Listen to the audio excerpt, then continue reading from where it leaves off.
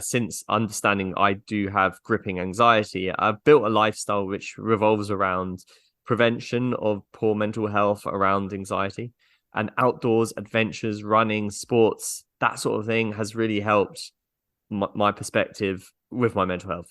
I find that I get this thing called flow, this optimal state of consciousness, like I said, those moments of total absorption, when you're not there anymore, like your self vanishes, and time kind of disappears, and you're just in the moment. And I get that from like trail running or from outdoor sports. Some people get it from drawing or creating art, or some people might get it from meditation or making music. I get it from outdoor sports. And so when I'm almost doing these challenges, they almost are like prescriptions, nature prescriptions. I'm getting my time in flow. I'm in a happy state, and I really do find them really enjoyable. Hello again, and welcome to another episode of the Running Tales podcast, where we explore the incredible stories of runners from all around the world, from Olympians to park runners. I'm Craig Lewis, and the voice you just heard is that of Isaac Kenyon.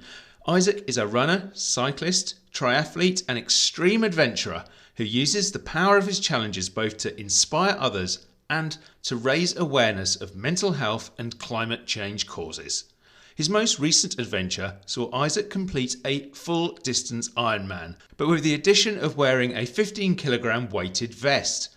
The vest representing the unseen weight of mental health issues. I talked to Isaac about how he has confronted his own anxiety problems, learnt to embrace the great outdoors, and even become one of the youngest international keynote speakers in the world. But I started our conversation by asking him about his latest challenge and why he added such an extreme twist to it. Sure. If people don't know me, I'm Isaac, and I often do a lot of endurance challenges, and I call them purposeful endurance challenges because they're more than just overcoming the adversity. There's a message behind it, and that's why this twist was in this Ironman. And it was a full distance Ironman, but I wore a 15 kg weighted vest. I swam with the 15 kg weighted vest on me. I cycled and ran as part of the full distance Ironman with it on. And metaphorically, it was meant to carry a message, a mental health message, which is the weight that we carry with us that's hidden. So I was trying to visually show the weight that people take in their minds when they're suffering or dealing with poor mental health. And yeah, it was. I have gone through poor mental health myself, and I can say that actually really bad mental health is worse than the weighted vest. I can conclusively say that. It's a lot harder. The day's a lot harder, but I did try to metaphorically make it a really difficult day, and I certainly succeeded. It was a difficult day. Yeah, just constant. I want to get onto the kind of mental health message and all that stuff for sure, but just concentrating quickly on the actual challenge itself. I mean, how hard was it to carry that extra weight, particularly when swimming as well, which you would have had to do, of course? Yes, yeah. I mean, there's so much variables that people have maybe not thought about. So, of course, the weight is heavy. So when you're swimming, you're going to have to, I guess, replace that extra buoyancy that you've lost. So as a swimmer, I was training very, very hard on my kick because kick keeps you buoyant. The main issue with wearing a weighted vest is think about when you dive into the water and you take that deep breath, your lungs expand, your chest expands. Yeah. Well, I had constriction. I didn't have the full space to get my full breaths in. So I had to train myself to be able to swim with limited breaths. I was probably taking in half of what I would usually take in air because of the constriction of wearing a weighted vest. So that was extremely challenging too. And then you got to think about the weight that's actually on the muscles. So yes, there's a lot of weight pulling you down, but think of every arm stroke. I almost had to lift the weight on my shoulder. So it was almost like 15 kg sort of shoulder presses if you're into gym stuff. It's like 15 kg shoulder presses every arm stroke. And because you're imbalanced, because you've got weight on I had it on my top body. So I had it like a vest on my top body. when they tell you to swim efficiently, they tell you to sort of go side to side, almost perpendicular, like twist your whole body so that less of your body is going through the surface area. The problem with a weighted vest when you do that is that there is a big imbalance. So you could twist and end up like flipping yourself onto your back quite quickly, if that makes sense. And the weight's compensated. So it was really hard for me to do efficient swimming as well. So I couldn't really cut through the water as quickly as I usually could. So I had a lot of drag and I had a lot of inefficient swimming. And yeah, it was a really tough part. And yeah, I think that on itself, the swim was probably the most dangerous part, based on those factors. Then when it came to the cycle, it was a little bit less dangerous. But during the swim, of course, I could always take it off. Should there be emergency, I could take it off. And I had a support kayaker who was next to me. So, should something have happened, I could get quickly to the shore. But I didn't have any sort of sides to hold on to or anything. I wasn't in a pool. I was in the middle of a lake. So I did make it a bit more challenging that way. It was a bit more daunting. I did have a panic attack at the beginning. And so just, as an FYI, I don't recommend doing this for fun. I had a panic attack because I had previously been training to enter the water very gently. And the film crew thought it would be really, because I had a film crew follow this journey. So people listening, they can watch the film later. But I dived in. As part of the film, and I wasn't used to the shock of that dive in, so I had a bit of a panic attack because when you first enter the water and then you get your breaths in cold water, it was a bit like that. But I had always entered the water very slowly in all my training, but I didn't, and because the film crew asked for a dive, I wasn't ready for that, so I had a bit of a panic attack. I had to take some time to take in the surroundings, relax. I was treading water, trying to get my breath, but it was quite hard to do, like, those breaths weren't possible because I couldn't get the full air because of the vest constriction. So it took me some time to do short breaths eventually to sort of settle myself. But yeah, the challenge was a lot in the swim. The cycle generally felt like having a lot more weight to carry. I don't know if anybody's listening is a cycled person, but it was basically like cycle touring. And run was quite hard with the weighted vest. I found that quite challenging on the knees and the joints. Yeah, it took its toll. And I think it is really it's a fascinating comparison that you've made in terms of carrying that weight of mental health. And one thing that I thought was really interesting was you saying, obviously you had this panic attack. It wasn't easy, but you had the option to take that weight off during your triathlon. Now, if we're carrying around, or people are carrying around the weight of mental health, they often, without help, they don't have that option to take that weight off, do they? They are potentially continually weighed down by it. Yeah, they can be continue weighed down. And the message I was trying to get across is, as a male, in the film and the story, what really helped me with my mental health was speaking out and letting people know about the weight I was carrying. That was the first step. I let people know, I'm dealing with something. I'm dealing with this. And then the weight started getting easier. So metaphorically, at the end of the film, I basically complete the challenge, and the challenge was basically opening up and taking the weight off. Yeah. So that in itself is a challenge for people with mental health, is just the opening up, letting people know that you can be seemed as weak, or whatever.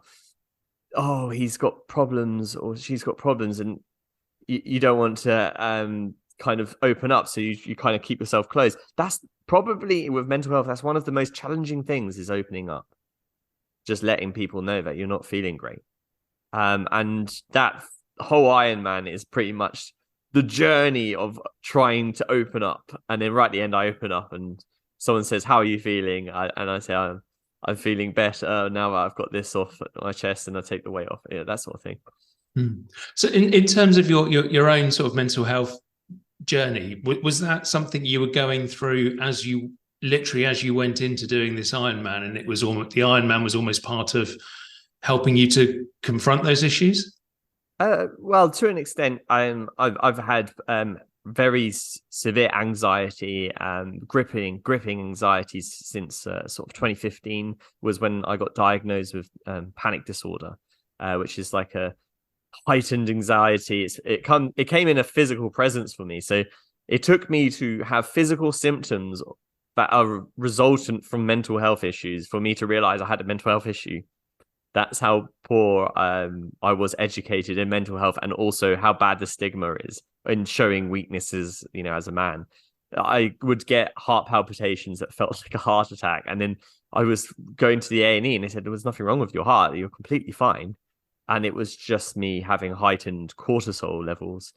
And basically, throughout time, since understanding I do have gripping anxiety, I've built a lifestyle which revolves around prevention of poor mental health around anxiety, and outdoors adventures, running, sports, that sort of thing has really helped my perspective with my mental health. So I find that I get this thing called flow, this optimal state of consciousness, like I said, those moments of total absorption, when you're not there anymore, like your self vanishes, and time kind of disappears, and you're just in the moment. And I get that from like trail running or from outdoor sports. Some people get it from drawing or creating art, or some people might get it from meditation or making music. I get it from outdoor sports.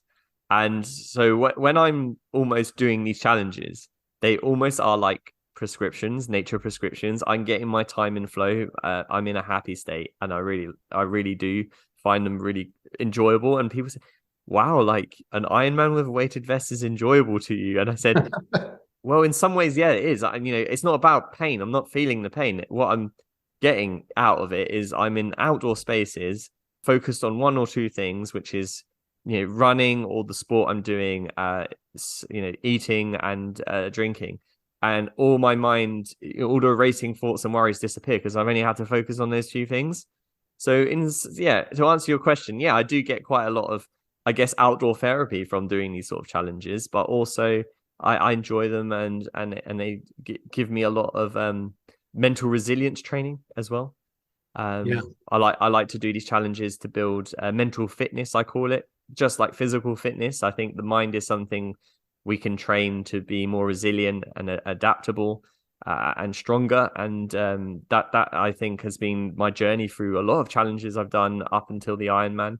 And I guess the thing that people do generally ask is, you keep going more and more extreme with your challenges, where does the line stop? And I said, well, the line will stop, I guess, when I'm not feeling challenged anymore, I guess, or I'm not feeling I'm getting the flow, or I'm not enjoying it. And I think that's when the line would stop, and I will stop doing these challenges. But right now I get a lot of fulfillment out of them. Yeah, I want to talk to you about some of the challenges you've done so people can get an idea of exactly what you've sort of accomplished in this field. But one thing that occurs to me speaking to you there is how much it tells, what you've achieved tells the lie to this kind of ridiculous stereotype that people who, you mentioned it yourself earlier, I think, people who have mental health problems, anxiety, depression, etc., are, inverted commas, weak or whatever, and they're somehow inferior to other people. A lot of us will have to confront those kind of issues as we go through, and actually what you've achieved and what other people probably in a similar situation have achieved just proves that stereotype is ridiculous, really. Yeah, I mean, it's completely okay not to be okay, and I see that now, but at the time I didn't. And when my first mental health issues started coming, I didn't see that. I was just very much, very macho. Oh, I can get through this. I'll do another hard day of pushing through the long hours of work and overworking myself and all these things. And I find that when push comes to shove, like I've done big challenges. I've rowed across the Atlantic Ocean. That pales in comparison to the first person I said I had a mental health issue with. That moment was so much harder to overcome than 40 days at sea, rowing 24 hours, 7 days a week. Like that, that's the difference. And if people take anything from that, away from this, is that if you can support someone to open up, that will help their journey more ways than anything else could. Two parts to this question. How can people, if I was to see someone who I think they seem to be struggling, how could I persuade them to open up? And also, if you're in that situation yourself, how did you take that really hard first step of saying, hey, have mental health issues here? Well, it was first kind of being told that I think you might have some issues from a doctor first, because I went thinking I had physical issues. Right. That's how daft it was. I was thinking I had a heart problem. And Yeah. then they started saying, no, actually, you have a mind problem. I said, what are you on about? What's that?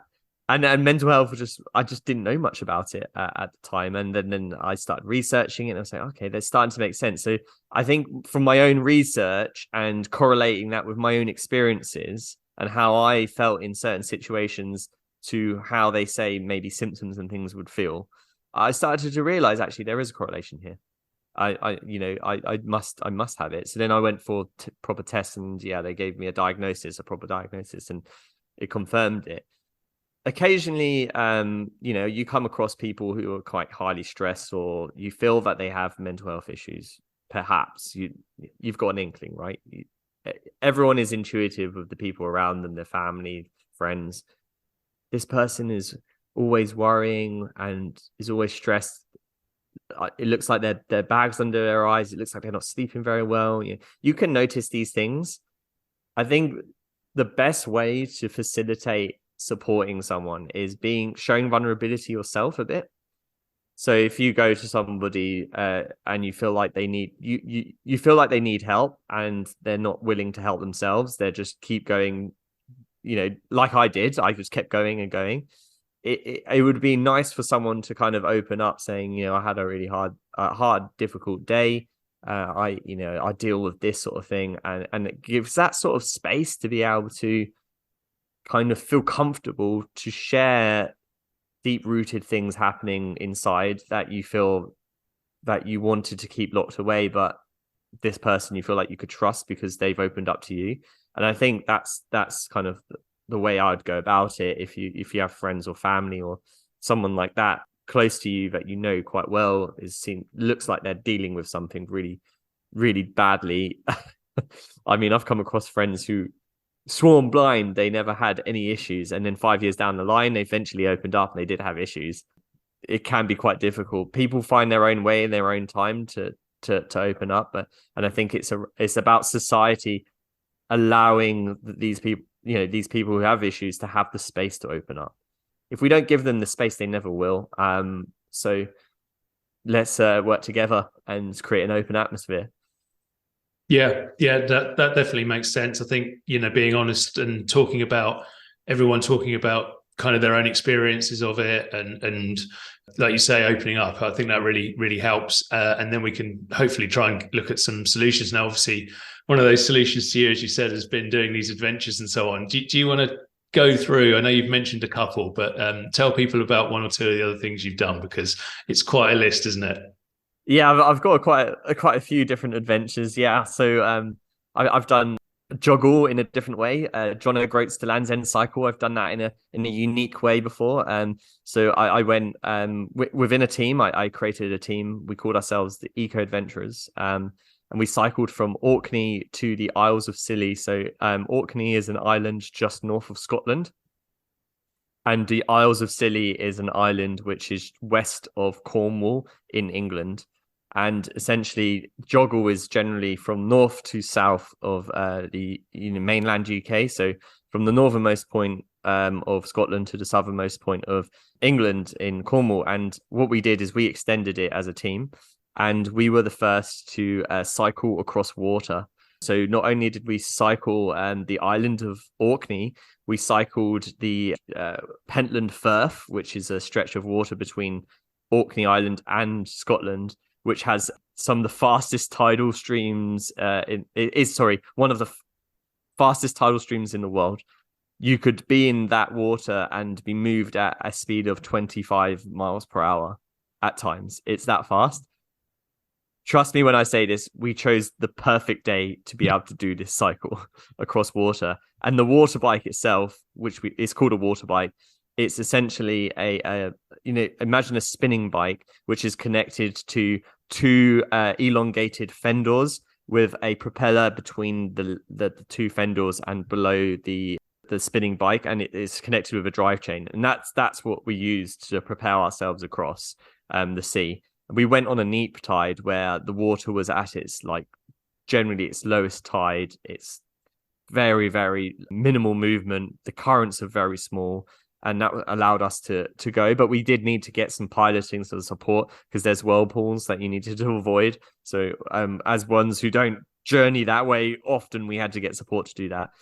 And then we cycled from the north of Scotland all the way through to the south of Cornwall, and we went through national parks. And the ambition of this whole cycle journey was to raise awareness of environmental challenges and also raise awareness of climate solutions, nature-based climate solutions, things that national parks are doing or things that grassroots projects are doing across the UK to protect and preserve the environment, but also scale up carbon storage, for instance, through natural means, increase biodiversity in migratory corridors. So we had conversations and interviews all across the entire way of the journey. And then when we got to the end, we didn't get to the end. We had to cycle across water again. And it was an 8-hour cycle across water to the Isles of Scilly. And the reason why we wanted to connect these two islands was because these two islands, Orkney and the Isles of Scilly, they both are very innovative, sustainable locations where they're, if you ever visit them, take some time to kind of talk about circular economy, or the way they live on the islands is very self-sufficient, and they have a lot of innovation around renewable energy technology up in Orkney where you wouldn't have that on mainland. So that's one of the adventures. Another, I guess, not so much an expedition of such, but an endurance world record is I hold the longest continual row on an indoor rowing machine. I rowed for 3 days and 11 hours nonstop. 3 days and 11 hours. Yeah, it's a long, long way. And the mental health, I guess, tips that I got from that was that there was nothing that could keep me awake more than a human conversation. Yeah. I couldn't believe it. I could not do it without talking to someone. I just had to talk about anything. That was the thing that kept me going. And I think podcasts are great as well because it felt like having a conversation, but it wasn't a proper conversation. So I've got that record. And then I guess another adventure I already alluded to was the Atlantic row crossing. That was a big one. That was 40 days on sort of a craft that was a very short 29-foot boat with 2 cabins either side and rowing seated positions in the middle. And we just rowed across 20-foot rolling seas from the Canary Islands to Antigua in a team of 4. And then last year, before this Ironman, I did my first FKT, fastest known time, which was the Welsh Three Peaks Challenge. So I ran the Welsh Three Peaks Challenge, which was 230 kilometers, and it summited some of the highest mountains in Wales, which was the northernmost mountain was Mount Snowdon in Snowdonia. And then I ran to South Snowdonia and summited Cader Idris. And then I ran across the middle of Wales, which was spectacular, by the way. Anyone listening, if you want to find somewhere really cool to run and get lost in, or trail run, middle of Wales, so amazing. And I cross-country ran to Penafan in South Wales in Brecon Beacons National Park. And that was an incredible run. That was my first solo outdoor adventure where I wasn't with anyone else. And it was all about the art of mindful running. So I wanted to experiment on art in a different way. When you run, you kind of draw a picture of in your mind of the environment around you. So how can you use that picture that you're drawing in your mind of the environment around you to kind of distract you a bit so that you can keep going for further and further on the endurance run? And I found incredible powers of nature when I was running by myself out there. And it was just really awe-inspiring to know that if I was struggling and I was really tired and I was mentally thinking, oh my God, I've never run, because I'd never run further than a marathon before this run. And I just sit down, I listen to the birds in the trees, I like watch a river or something like that. And it inspired me to keep going. I was like, wow, this is such a beautiful place. We're so lucky to live in this place and be around here. And it just gave me enough energy to keep going. So those are some of the challenges I've done. Yeah. Oh, there's a fair few there. Do you ever not just fancy a 5K park run? Yeah, I do sometimes actually. Yeah, I do. They're quite fun, those park runs. Just the crowds you get, the people, the community, all walks of life. Those park runs, all coming together for one thing: to Yeah. run. The Yeah, love of running. definitely. No, It's special.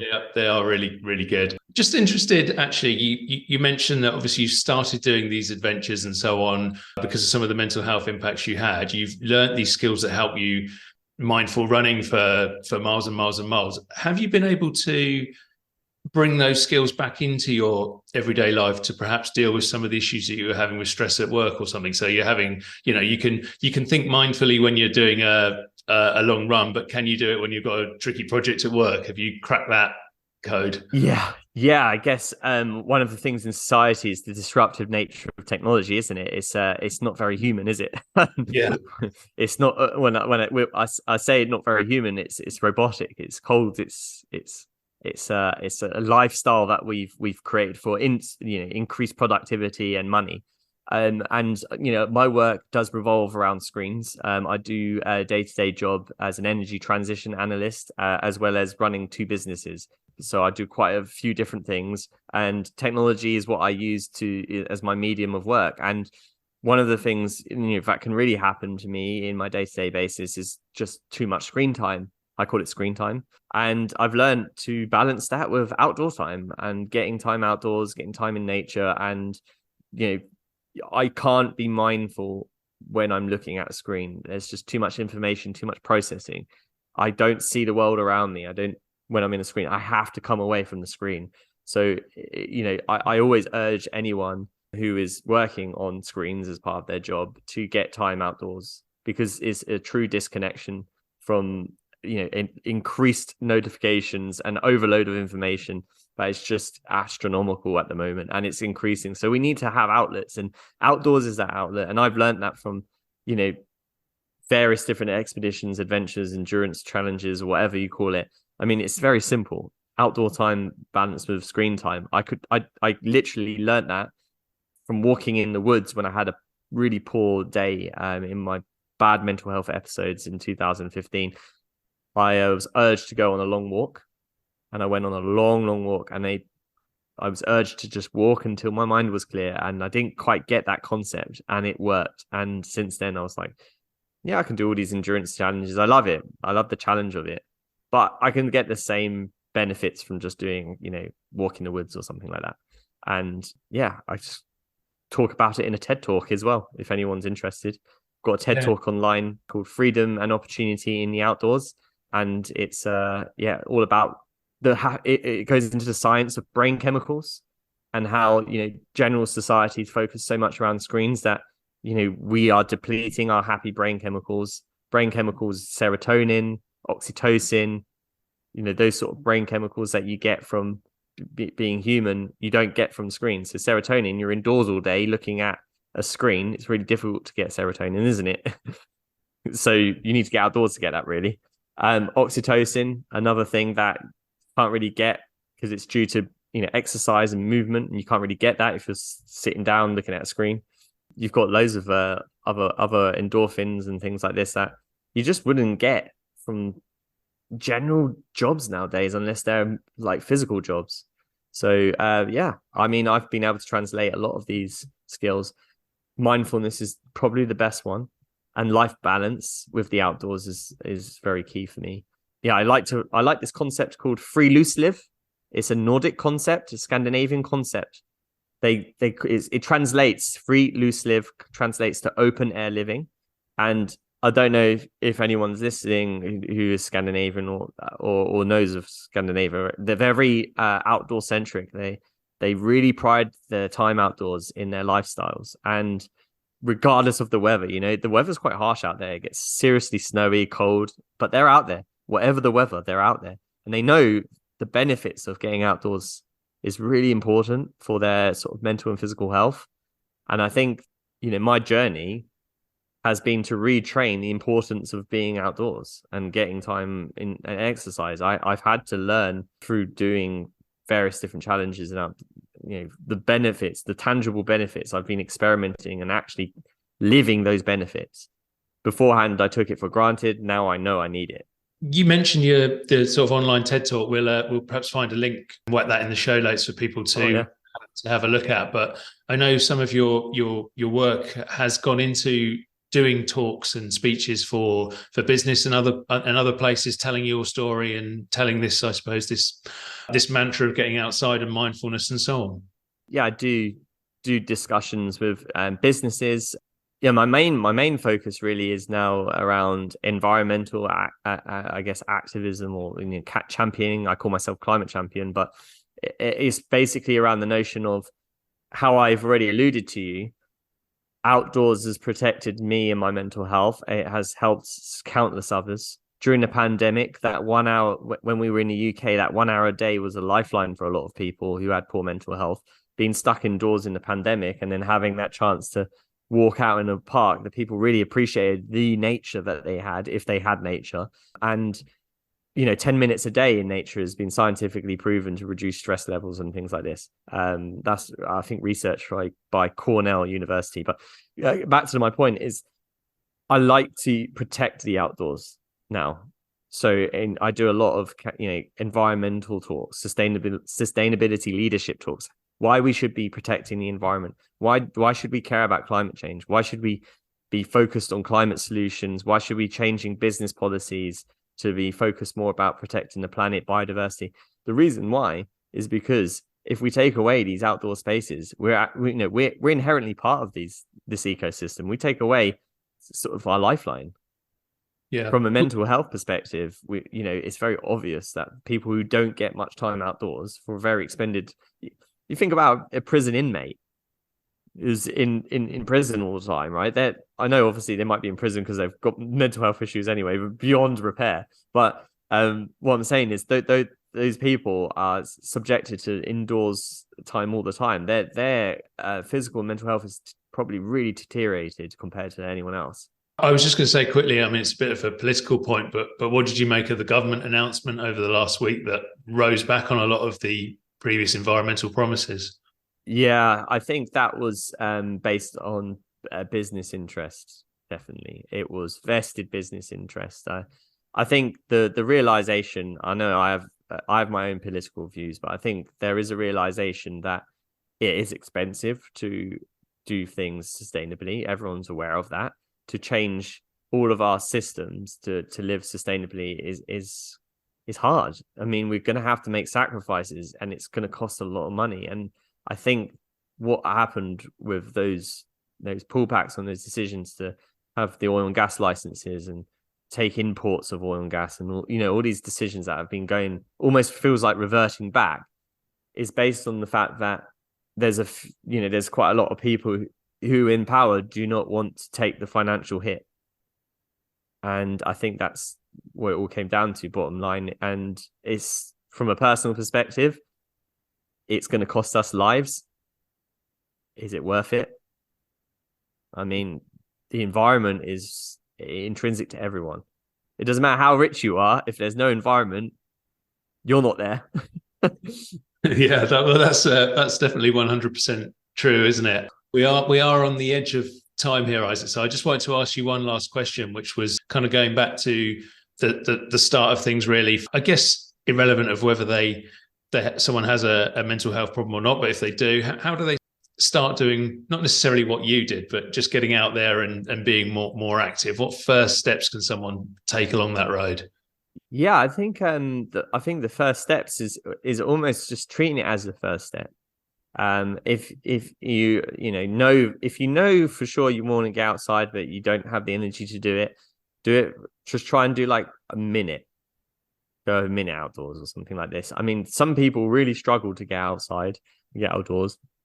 Maybe you have a trusted friend you could go out with first or something like this. And to just get you started, I think people also listening are, probably active, and most of them outdoors. If you know people who aren't very active and outdoors, but they look like they might be having a bit of, stress or mental health issues, maybe suggest that they take some time out to, go in the garden if they have a garden, or go to the local park or nature reserve and just have a walk and see how that makes them feel. Just say, have a go, see how it makes you feel. Let them sort of, I guess, decide. But I think most people would agree on the podcast, when they have time outdoors, even if it's raining, most people eventually will say, yeah, I really enjoyed that. I really like that. So that's my view on it. Yeah, definitely. We have that strange phrase amongst runners that skin is waterproof, don't we? So. Yeah, we do. Yeah, the skin is waterproof. It is, if you keep moving. Yeah, that's yeah, it. So, I think I've seen. I don't know if you come across. There's some sort of cream you can put on now that repels water or something like this. Just when you just reminded me of that. I need to experiment. I've not tried that before. Whatever it is. Oh, well, there we go, folks. That's a little bit of homework for us all to try and find out what that is. But someone said they were using it for a journey so that they could feel less cold when they're doing their trail running, and I thought that was quite interesting. Yeah, definitely. Well, that would be one for you to help with the next adventure. And your runs too. Yeah, for sure. But thank you so much for joining us today, telling us your story, telling us all the reasons behind it, and I wish you all the best with. I haven't been able to ask you what it's going to be, but with whatever crazy challenge comes next. Yeah, it's I think it's going to be triathlons outside of the UK. I've got some. I want to experiment in different environments. So different places. Oh, fantastic. Well, we'll have to catch up again and talk about that down the line. Brilliant. Thanks, Craig. Thanks again to Isaac Kenyon for joining me today on the Running Tales podcast. Do go and check out his TED Talk. It's really inspiring. Well worth a listen. Find the link in our show notes, along with links to all Isaac's social media profiles. I really hope you enjoyed today's podcast, and if you did, we'd love you to give us a rating or review wherever you listen, so more people can find stories like Isaac's. Thanks again for joining us today, and we'll see you again next week for another Running Tales podcast.